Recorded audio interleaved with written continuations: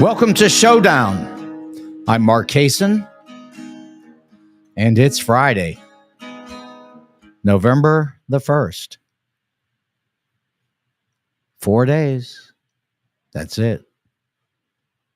4 days.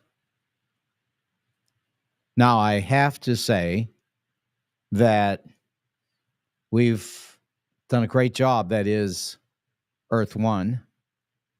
And I think you'll find that early. Now, when I say early, before the end of the 5th. Before the end of the 5th, you will, I believe, see all of the numbers that will tell you that Kamala has won. And they may even call it by that time on the various networks, because the way this thing is shaping up, which I have said for some time, and there's only been 3 months to even talk about it because that's all that Kamala's been running. But I have said that I believe that Kamala will win by a significant amount so that there won't be any doubt about the election. Well, let me back up on that. No doubt for anybody except for one psychopath. He will have many doubts. Now, maybe he'll have no doubts, but he'll just say he has doubts. I really can't tell you the answer to that. But no one else will have any doubts. It will be clear. And the funny thing is, I'm just going to take you right back 3 months ago, because there's nothing new here. Women, Black people, young people. That's the ball game. It was the ball game when Kamala took over 3 months ago. It's the ball game today. Women, Blacks, young people. That's all you need to know. Those numbers are enormous. Okay, I have to admit, now you can add in Puerto Ricans. So now when you do that, then figure out where you are. The momentum is with Kamala. The women are with Kamala in the early voting. Everybody knows it. Everything's with Kamala. Now, if it wasn't enough that Kamala had already done a great job, which she really has, she energized the country, most of it, even some on the right.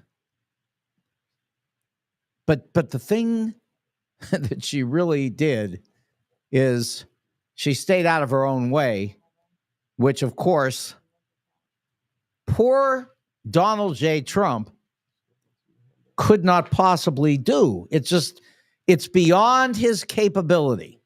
He can't do it. He has no idea how to stay out of his own way. None. You know that. I could go back and give you a list of everything, but forget all that. Let's just start with yesterday. That's all. You don't even have to go back beyond that. And believe me, there are some people out here who have heard what this guy has done in the last 24 hours, and honestly, they don't want this. Why do you think that Republicans all over this country, in gigantic numbers that's never been seen, well, I shouldn't say never. I have to admit, I was not here in the 1800s. So I can't give you that data. But let's try modern times, because I've certainly been around. I mean, let's not say 70 years, because that wouldn't be fair. I was obviously a kid during 10 of those years. And I say 10 because really, by the time I was 10 years old, I was totally keyed into politics. I mean, I read Profiles in Courage when I was 11 years old. I read Eric Hoffer's True Believer book when I was 14 years old, and I was out passing out literature for Lyndon Johnson in 1965 with my other friends. Different era. You know, it's not like we were all nerds or anything. We were all water skiers, surfers, all that kind of stuff, hippies, everything. Just interested in elections. We cared. Part of that, you know, I'll give credit. You wouldn't know who this is, but his name, Adis Peterson's. We used to call him Mr. Pete. They still call him Mr. Pete. He's in his 80s. But he had a lot to do with the way many of us were excited about the political system. Just turned out that way. And we had other family that was likewise involved. We were at UCLA at teach-ins. I mean, we went everywhere, did everything, read everything. We were kids. But that means that, you know, we have 60 years worth of political experience of some kind. So we all, from our era, we know a lot. But knowing a lot doesn't mean that you're right about everything. It just means that we know a lot of things that have happened. And I can promise you, there has never been a time in this modern era when political parties have crossed over in the way we are seeing now. So, you know, I just got through telling you women, blacks, young people. Then I threw in Puerto Ricans. Now let me throw in Republicans. I mean, you get the point here? As I wrote to a very good friend of mine today, Donald is, you can call him toast. You can say, put a fork in him, he's done. You know, all those sayings. You can use them all. The man better get his lawyers ready. And I'm not talking about the lawyers who are already there that think that they're going to try to throw this into the House of Representatives even when Donald loses. This is not Rutherford B. Hayes, and it's not happening. However, Donald better get ready for the lawyers because he's got some legal cases. They're coming his way. And I'm not just talking about Judge Merchan, talking about Judge Chutkan, and still Fani Willis. That's not over. We'll see. And then furthermore, you might say Aileen Cannon, but no, I wouldn't think so. I think Aileen Cannon had better find herself a job too, or just take whatever they give her on that 11th district because she's got a lifetime job. She can sit there, but she's not going anywhere because that appeal is going to come back and it's not going to be good. That appeal is going to be a disaster. It's all right. It's another thing. Okay. So let's just talk about the last 24 hours. This is great. Donald Trump's very ill. He wants to have 9 barrels, that's guns, aimed at Liz Cheney's face. Who says that? Why would he say that 1 week before the end of the election?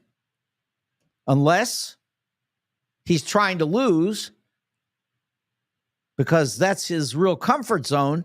When he loses, then he can say he's a victim. He can say that everything has been rigged.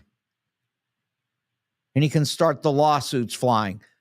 But there are an equal number of lawyers out there from Kamala prepared to go against Donald's lawyers, which purportedly are in the thousands. I don't know. He lies. There may be 100. Who knows? Doesn't matter. They're not getting anywhere. Not at all. And wait till you see these numbers in this election. 24 hours. Last 24 hours. He wants 9 guns aimed at Liz Cheney's face. I mean, that's what everybody woke up to this morning. Do I have to ask you what kind of a maniac would do that? I don't think so. 9 guns aimed at Liz Cheney's face. That's pretty sick.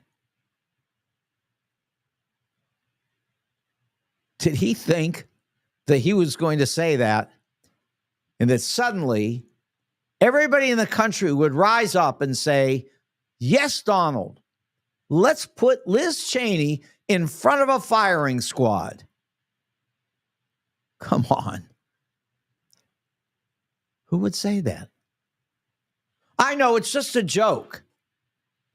It's just a joke. First of all, presidents don't tell those kind of jokes. That's first.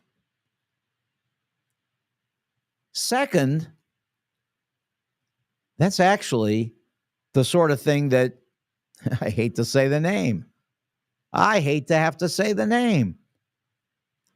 But it's the sort of thing that Adolf Hitler said and then did. He said it and he did it. Donald says it and he would like to do it. This is not good. And I'm not saying it's not good for the country. The country can forget it. Donald's gone. It's not good for Donald. Now, I know that there are like 80 million people out here who think, number one, he never said it. Number two, if he said it, he didn't mean it. And number three, as Donald would say, he never even heard of any of this. He doesn't know what anybody's talking about. The people who claimed that he said this, no, he doesn't even know who they are. How about this? The broadcast that we all heard early this morning in which he said this, that was AI or something. It wasn't Donald. He doesn't even know because he didn't even hear it. You know that's the playbook.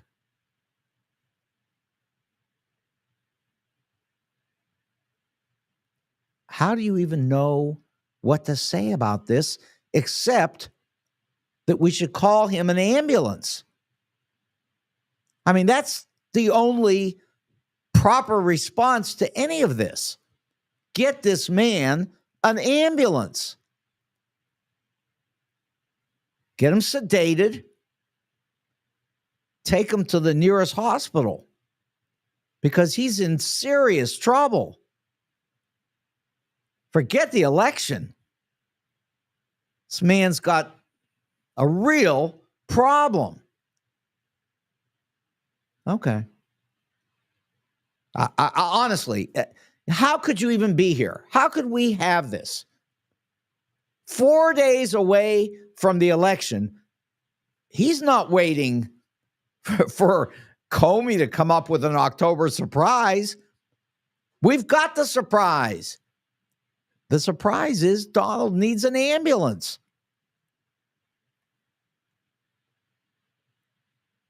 Well, I'll tell you who can get him one. And while he's doing it, it would be a good idea if he'd make sure it's got double beds, because I can say that for sure RFK has got the money to get him an ambulance.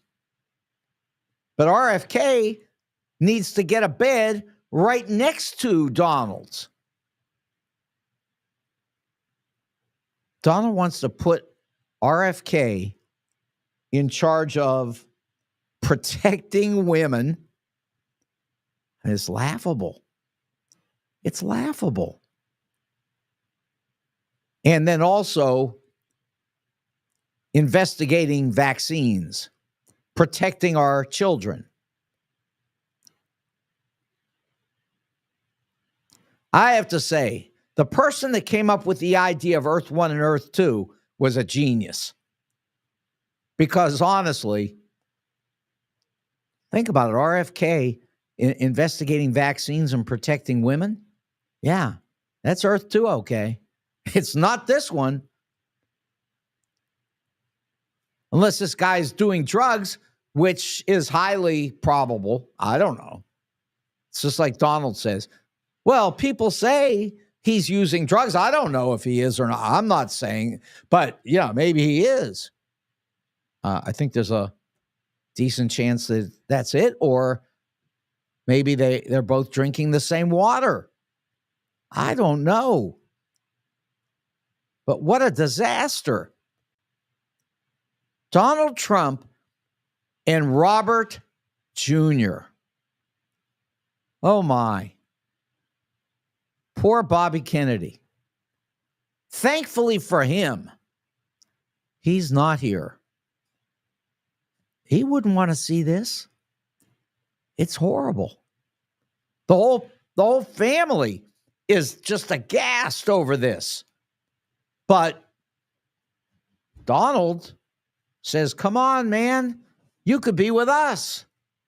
RFK Jr. says, oh, yeah, this is my team. You're my guys. Unbelievable. Really, it is unbelievable. How can you say anything else? It's absolutely insane.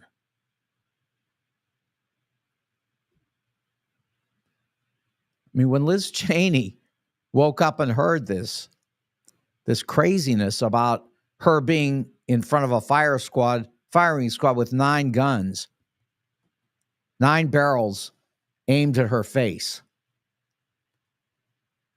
I mean, she must have thought, wow, this was supposed to be a close election. You can't say this. Now, I know that he was able to say things about Fifth Avenue. Yeah, on Fifth Avenue, I could shoot people and I won't lose a vote. I'll probably gain votes. I understand. And people joined in on that. Figure. I don't know. But here's the thing. At this point, no, it's not happening. And led by the Puerto Ricans in the last 2 weeks, there are people joining on to this that I never anticipated would be in it and that weren't probably necessary based on the numbers that are already coming in. Women, blacks, young people. You know, I always add in Jews because I know that 80% of Jews vote for Democrats as well and will never vote for Donald Trump. But I don't say that simply because, you know, there's so few Jews. I don't even know how you find one. I don't even know how I find myself. I mean, there's just hardly any. And yet, 80% do vote for Democrats. Donald says, you're responsible for my losing. It's your fault, Jews. Well, listen, at least Donald used to be novel in his ideas. I mean, crazy novel, but novel. Now he's just out doing what everybody does, blame the Jews. What the heck? Throw that in. Might as well. Poor Donald Trump. I can't wait to walk in here. It won't be Tuesday, of course. I mean, I'll be here Tuesday, but Tuesday we won't have any numbers yet. But after I walk out of here on Tuesday, shortly after that, we'll start getting numbers. And when I come in here on Wednesday, I'm going to say to you very simply, come on, you didn't know this was happening? You didn't know about this? Really? So, like I say to people all the time, and I've talked about on the air, spring training. This is spring training. In spring training, you can have the worst team in baseball, but you can see how that team is going to be in first place and probably going to win the World Series. Worst team in baseball. But you can see it. You can picture it. You see it because you know that you're going to win. You feel it. Okay. That's spring training. Then you start playing baseball games, and that's the end of it. So here we are. We're in spring training. Everybody can say whatever they want. Just keep throwing it out here. But don't worry, because when spring training is over on Wednesday, well, then you can't do that anymore. Now, Donald's going to do it anyway. You know that. Donald is going to say, I won. He's going to declare victory. Steve Bannon got out of jail and told him to do that. That's one of my favorite things. When your friends are getting out of jail, that's kind of cool. When your friends are getting out of jail, and those are the people who are advising you, well, I guess you know that you're in trouble. And by the way, speaking of trouble, let me mention this one for you. Because you see, there's Earth 1 and Earth 2, I understand. I get it. But here's the problem. And this is why I got into the stock market in the first place. I love the stock market. I love it. It's not a question of whether you've won or lost. It's a question of whether you know whether you've won or lost.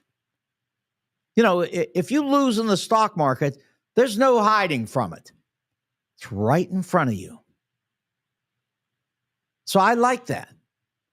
Because, there's always, in all these other areas of investment, there are these fraud things and people claiming stuff. But see, it doesn't work like that when you buy and sell stocks or options or bonds. It doesn't work like that. All you do is go to the New York Stock Exchange or NASDAQ, like I'm doing right now, looking right at it, and you look at the numbers, and that's it. You know where you are. So when I tell you that Donald lost an additional $600 million today, and I want you to think about this for a second. I want you to understand. Because he lost $600 million. There's no getting around it. That's his stock dropped $5 a share, so that's, $600 million. And here's the deal. Poor Donald. That worthless piece of junk that he calls a company. It is ridiculous. But at any rate, He came up with an idea, and he got himself $10 billion. $10 billion. Why he didn't make some kind of deal at that time to get the heck out, I don't know. Now, I understand he didn't have the right to sell back then, but he could have done something. He could have made a private arrangement with somebody. It's called an option. Now, you wouldn't get that on an exchange, but you go to somebody, I don't know, Elon Musk. You go to Elon Musk and you say, hey, Musk, give me the right to sell my shares to you for $80 a share. I mean, it's only $10 billion. Elon Musk has got far more than that. He's got over $200 billion. So look, $10 billion? You wouldn't give your friend $10 billion if you had $250 billion, let's say? No, really. I'm serious now. You got $250 billion and a friend comes to you. Friend says, look, I really have problems.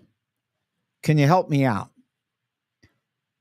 Can you guarantee me $10 billion? And a friend would give you the $10 billion. I mean, what's $10 billion? You got 250. You can't make it on 240 billion? Really?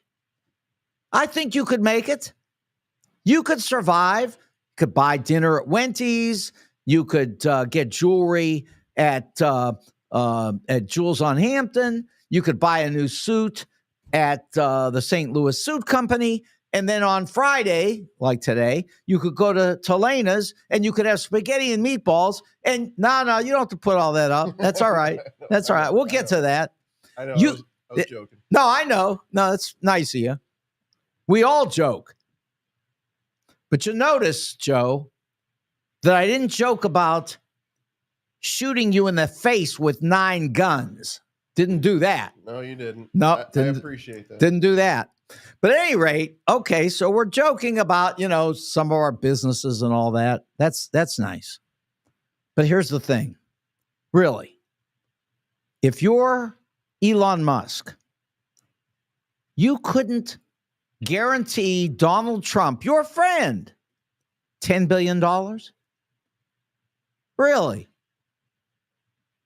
It's a little parsimonious if you ask me, but okay. Oh, well, that I don't know what to tell you, but he apparently didn't make him that deal. I'll tell you one thing. Donald didn't make that deal for Rudy Giuliani. That's for sure. Poor Rudy Giuliani, they're taking everything he's got. I don't think he's got socks left. They're taking it all. That's what happens when you do business with Donald J. Trump. You don't even have any underwear left by the time they're through with you. Ask Rudy. He'll tell you. So anyway, all of that is just to tell you that DJT is now selling for $30.79 in the aftermarket, which is still up from $12. That's not bad. But down from $54 4 days ago. 54. That's just $24 a share. That's just $3 billion down the drain. Plus the other $3 billion, that's $6 billion. So what's he got? He's got a little over $3 billion left. That's not bad. What have I said all along? That stock's gonna trade for $1. You watch. $1. $1 per share. That's not bad. $1 per share is still $100 million. Have you ever seen Trading Places? The Duke brothers, when they bet a dollar over destroying Dan Aykroyd? Well, I say that Donald would be left with $100 million, but let me explain one other thing to you. There's a little problem here. And this is something I've been telling you, not just you, everybody. I've talked about this for years, really, on ABC TV, on radio stations, everywhere. I have said Donald Trump is broke. He's broke. Now I'm telling you, he is broke. Now, what I'm going to give you is some numbers that came out of the Wall Street Journal yesterday. And here's what they said. Donald personally owes $1.88 billion. So I'm going to round that off to 1.9. You can call me a liar or whatever, but I'm going to say 1.9. And I'm even going to say 2 billion. Let's just call it 2 billion. Because when you're at those numbers, what the heck? 1.9, that's 2 billion. Fine. So he owes $2 billion. That's what he owes. Ask the Wall Street Journal. If they're lying, they're lying. Those are Republicans. Of course, Donald said maybe a couple of months ago that they get everything wrong when he was being interviewed by Bloomberg, and he told Bloomberg that they get everything wrong. In fact, guess what? Everybody gets everything wrong except for Donald. He knows everything. And of course, you know that's true because, well, if you've watched Marcus Welby, MD, you know that Robert Young could take out your appendix. And so in that sense, Donald knows everything. The Apprentice. Come on. Would he lie to you? No. So anyway, if he could sell the stock today, which he can't, he'd have $3 billion. If he tried to sell it today, he'd probably have $100 million. You know that it's dropped $54 a share for a reason. You know, it's so funny. About 2 weeks ago, people were saying DJT is soaring because the market knows that Donald is winning the presidency. Okay, let's change that story because at the moment, the stock is sinking. Probably not just because they know that he's not going to win the presidency, but also because they know that Trump Media and Technology Group, I should have a laughing box on right now because that's insane. Trump Media and Technology Group. I mean, there's a something that's got that name, but do they do anything? Well, of course not. Nothing. Except for lie and talk about shooting Liz Cheney in the face with 9 guns. Where did he come up with that idea, by the way? I like how he wants to shoot her in the face. I mean, it wasn't enough to just put the firing squad out there and let him shoot. They could have aimed at her heart. They could have alternated. Some people could have shot her arms off. Some people could have shot her head off. You know, they could have done all of this and made sure that she was dead. Although, if you've seen Stanley Kubrick's 1957 movie about World War I, Paths of Glory, with Kirk Douglas, you'll know that after the firing squad shot the 3 men, then Roger, don't worry, Roger walked up and put a bullet in the heads of each one of those 3 people that were shot. Go see the movie. You'll love it. Great movie. 1957. I believe it's Stanley Kubrick's first movie. I believe it is. Anyway, check it out. Very good movie. That's what Donald would like to do to Liz Cheney. But no, he just wants to have everybody aim at her face. Why did he have to even say that? I thought about it when I heard it first this morning. I mean, why didn't he say shoot her with a firing squad? Why did it have to be they're all shooting her in the face? Well, you know why. Because the man needs to be sedated and taken away in an ambulance. It's pretty simple. Anyway, DJT, that fine investment, blue chip quality, now down to 30. Well, listen, it's still $2 billion above the low. And when it gets down below the low, below 12, we'll talk about that. It's a sad thing. I feel sorry for him. I really do. That's another thing that was in that movie. Kirk Douglas said,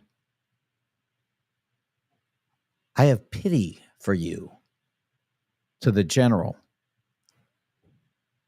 Yeah. Go see the movie. You'll understand. Anyway, poor Donald. He's going to put RFK in charge of women and vaccines. That's hysterical. And he's going to shoot poor Liz Cheney in her face. Okay. Incredible. How did we get here? So many times I've said we would end up here. Way back. This was on ABC TV. Way back. I said, we will get to the point where Donald has his moment of shame, which is what happened to Joe McCarthy at the time when Joseph Welch, the lawyer at the Army McCarthy hearings, turned to Joe McCarthy and said, "Sir, have you no decency?" Here we are. We're right there. The end. So sad. But of course, it had to end this way. There was no other possibility. And here we are. And by Wednesday, it'll all be clear. I know my brothers, they're funny. They like to say, Mark, what are you going to say when you come out on Wednesday and Donald has won? And my answer has always been the same, always. It's not possible. And they say, oh, it's possible. And I've said, no, you don't understand. It is not possible. And then they start telling me about The Handmaid's Tale. And I say, look, you can give me every story imaginable. I know them all. I've read George Orwell. I know the whole thing. It's not possible. So, we're going to come in here next week and we're going to... Now, I'm not even going to say it that way. I had another way of saying it, but I'm not going to say it because I don't want to demean Judaism. But I was going to say something else. But honestly, we're going to pray for Donald. There are a lot of people out here who want to pray for Donald because he's going to need it. It's so sad. So unbelievable in many ways, and yet unavoidable in other ways. No other possibility. Had to get here because he doesn't know how to behave himself. He doesn't know how to act like a human being. He doesn't know what it is to be decent. The Joe Welch line. He has no idea. Yeah, Joe Welch could be sitting here right now. He could say right to him, "Sir, Have you no decency? Donald likes that when they call him sir. And you know what? The answer would be no. He has none. No decency, no shame, no self-awareness, no understanding of what it means to be a human being. And I'm not even kidding when I tell you that I feel sorry for him. Just as Kirk Douglas said in Paths of Glory, I pity him. I do. But it had no other way to end because this is what this guy does. You know, the betting markets, they were all pointing in the direction of Donald winning this by a landslide. And Donald came out and he said that. I'm winning by a landslide. Nope. Sorry. That's all gone. Those numbers are coming down. And the reason they're coming down is because whoever pumped up those numbers in the first place, which are, anybody could do it. It's very easy. Takes no money. These markets are small, very tiny. This isn't the bond market. You know, the Federal Reserve can lower interest rates, which they did.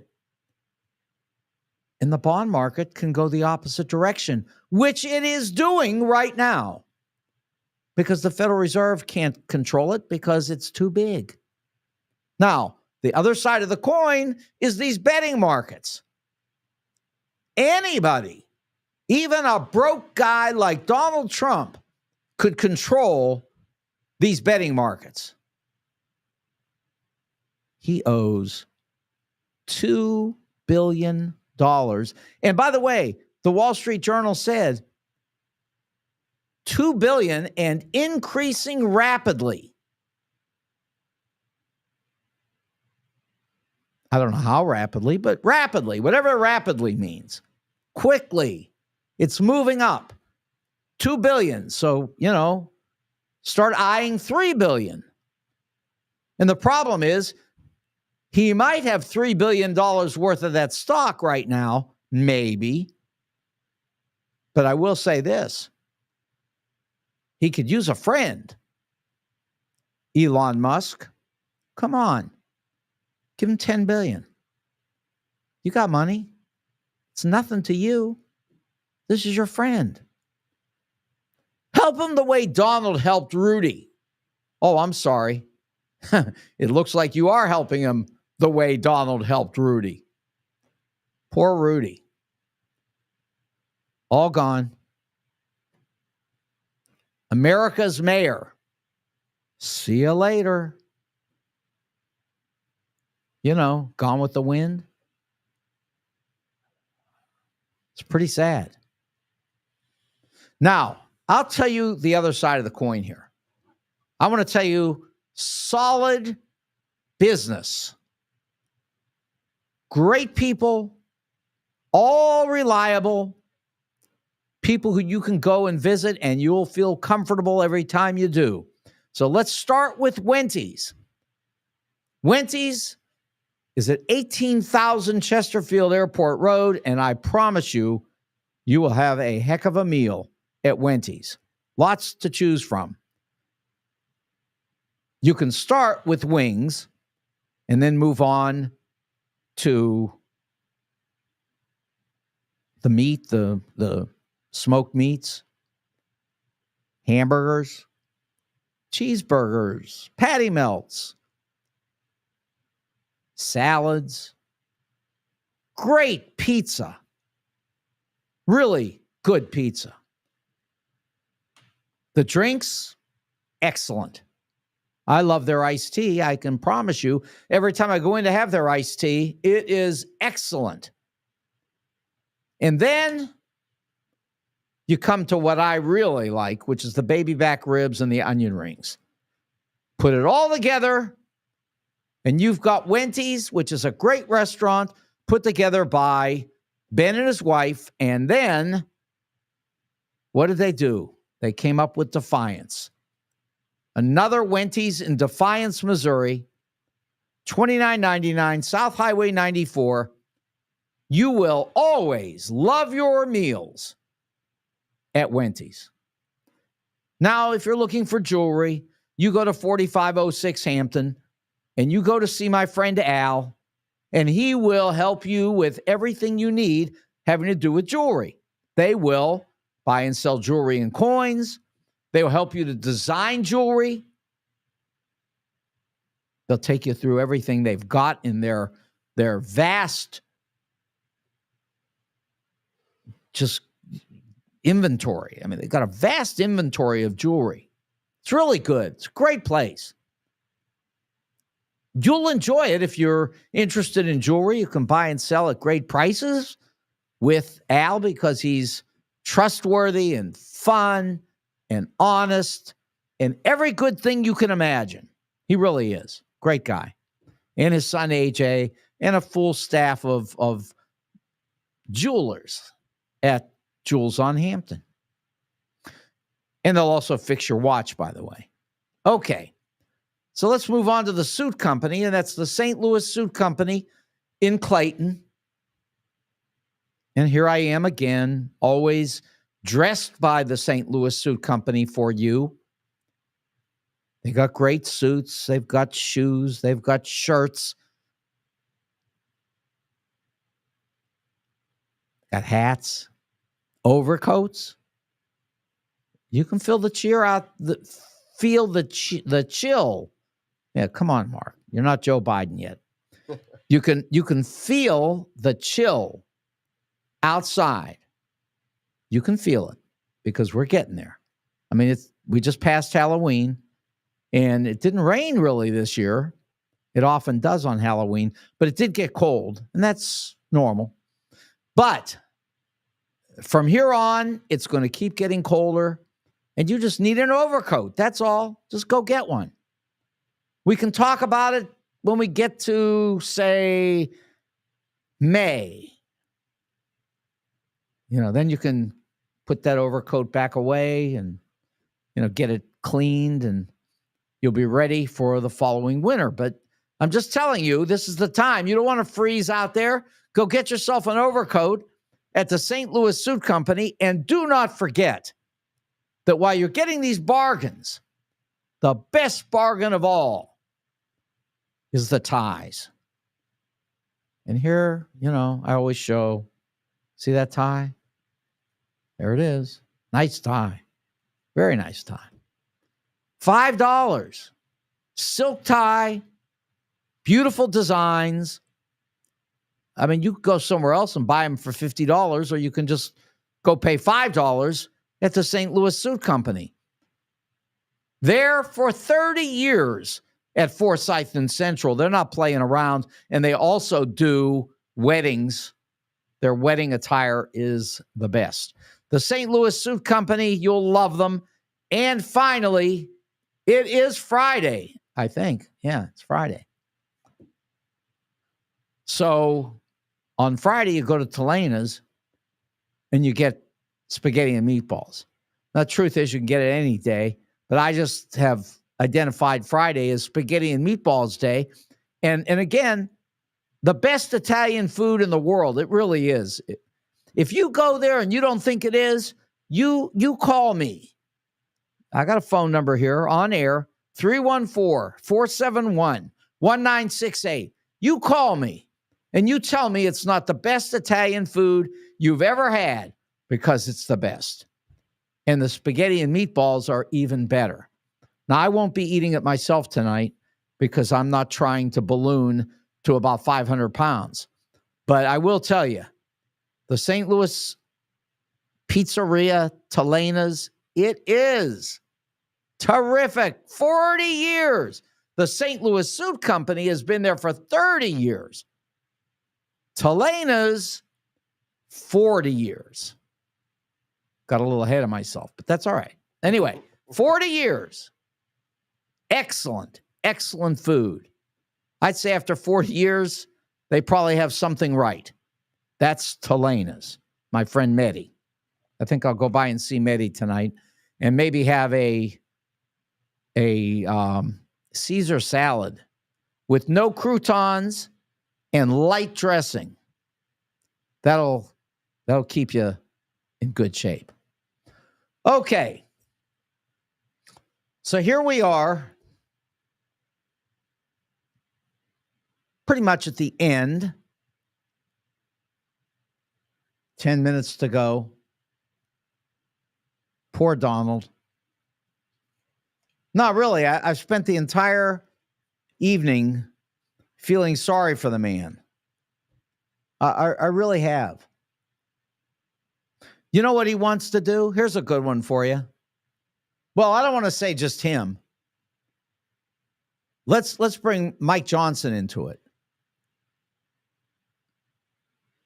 They want to take a torch to what they call the ACA. Now, we know it is the ACA, but of course, we know that's Obamacare. But they don't even want to say Obamacare because they're embarrassed. They're embarrassed because 50 million Americans get their insurance from Obamacare. Now, I know 50 million, it's not that much. If you were going against Donald in an election, Donald gets 80 million, you get 50, you lose. But 50 million people on Obamacare is pretty darn good. In fact, it's great. And they would be plenty angry if Donald took away Obamacare in the same way that Donald has taken away health care for women. And I'll go back to Obamacare in a second. No, let's finish with Obamacare, and then I'll move on to women. So, on Obamacare, it's so crazy. They have tried so many times to kill it, and they haven't been able to kill it. And then, of course, Donald went berserk on John McCain because John McCain did that. He's lucky that's all John McCain did. But at any rate, John McCain and others helped to keep Obamacare alive. And Obamacare is rip-roaring successful. They want to kill it. They say they're coming again with the torch this time. Good luck. I don't know what job they'll have. Well, no, I take it back. I cannot say with absolute certainty that when Donald is on Rikers in that trailer, he might have a torch because he might be getting some kind of trade education. He might want to be a welder. So he might have a torch. But somebody better explain to him that thing won't go any further than, something like that. Yeah. Okay, so they want to torch Obamacare. But what they did, here's something they did. Now they got this done. And everybody has talked about it for the last 2 years. How the dog caught the car? Because this is the worst thing they ever did for them and for the women who are dying because of it. Roe v. Wade. Let me tell you something. And I've said this over and over. I'm going to say it again. I don't know anybody who wants abortions. I don't know anybody who goes to sleep at night and dreams about somebody getting an abortion. I mean, it's a ridiculous conversation. We're not doctors. We don't even know what we're talking about half the time. Nobody wants abortions. So let's get that word out of our vocabulary. We're talking about health care for women. They had a woman this morning on Morning Joe, and she almost died, of course. She had sepsis because, as I've said before, and I've told this story, in theory, I've told the story. Woman is pregnant, And well before the time of delivery, her water breaks. That's the woman who was on Morning Joe this morning. You want to see it? Just go to Morning Joe and scroll through it. You'll find it. Watch the whole thing. It won't hurt you. You need to learn something anyway. But anyway, so you go watch and hear what this woman has to say and what she suffered. And she's far from the only one. This happens, unfortunately, all the time to women because it's just nature. Every pregnancy does not end with a healthy delivery. But what happens now, because of Donald's ending of women's health care, is the doctors look at you and each other and they say, you know, we're well aware of what we could do to save your life, but the legislature says if we do it, we're going to go to jail. And so everybody sits around, they wring their hands, and they try to figure it out. And while they're figuring it out, women are dying. Don't believe it? Go watch Morning Joe this morning. But, you know, I understand on Earth 2, you can choose not to believe it. But all I can tell you over on Earth 2 is remember how this ends in Back to the Future 2. That's the same as Earth 2. And it ends with Biff waxing the car. And I'm sure that Donald will be waxing cars on Rikers. Charles Bohannon, you have a terrific weekend. Can't think of a better weekend than the one that's coming. And I appreciate you and your being out there listening to this for all the many years that I've been involved in this. I really, really do. Charles, you're a great guy, and I know we're going to enjoy what's coming after this weekend. But again, I point to women, and I say that when women are coming out to vote in gigantic numbers, well, this is why. They don't want to have sepsis. They don't want to be sitting in a doctor's office with somebody looking at them and wondering, how do I save this person's life when it's against the law? Greg says, I don't believe in abortion, but there needs to be a system in place better than we have that addresses situations fairly. Yeah, don't want back alley abortions. Well, that's all well and good, but you know what? We could deal with all of this without any abortions. We could. We don't want to. I'm not even going to get into it right now. I'm just going to say this. Nobody wants abortions, nor should we want abortions. But I can tell you also that we don't want to kill women, and we're doing it. We are murdering women. And every time one dies, and they're dying. Amber Nicole Thurman. That's a name that everybody is saying in 2024 because Amber died. She didn't have to die. She shouldn't have died. But she died because of Donald. It's that simple. Donald killed her and others. But we know Amber Nicole Thurman. It's a good name to know because she represents not only herself, but many other women. It's all about medical care, and women deserve it. And I understand in our country, you can go back to the beginning, and we did some bad things to women. Couldn't even vote. Couldn't sign a contract. Couldn't do anything without their husbands. Guess what? You know what Kamala says? We're not going back. Okay, for the St. Louis Suit Company, for Telena's, for Wenty's,